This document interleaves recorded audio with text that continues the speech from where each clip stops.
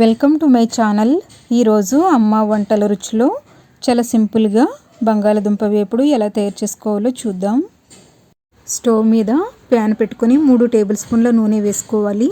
నూనె వేడైన తర్వాత చితక్కొట్టుకున్న వెల్లుల్లి రెబ్బలు 5, పావు టీ స్పూన్ ఆవాలు, పావు టీ స్పూన్ జీలకర్ర, తుంచుకున్న ఎండుమిరపకాయలు 2 చిటికెల ఇంగువ వేసుకుని వేగిన తర్వాత సన్నగా తరిగి పెట్టుకున్న ఉల్లిపాయ 1, పచ్చిమిర్చి 2, కరివేపాకు కొద్దిగా వేసుకొని వేయించుకోండి.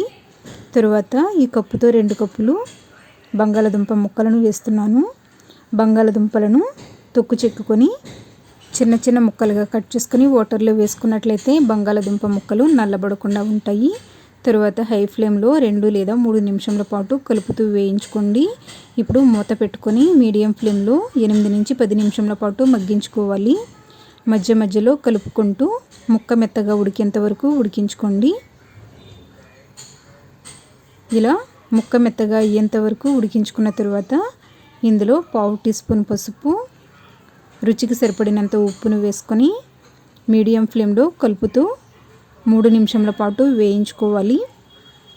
ఇలా వేగిన తర్వాత ఒక చిన్న టీ స్పూన్ కారం వేసుకొని 1 నిమిషం పాటు హై ఫ్లేమ్లో వేయించుకోండి. తర్వాత కొద్దిగా కొత్తిమీరను వేసుకుని అంతా బాగా కలుపుకొని స్టవ్ ఆఫ్ చేసుకుందాం.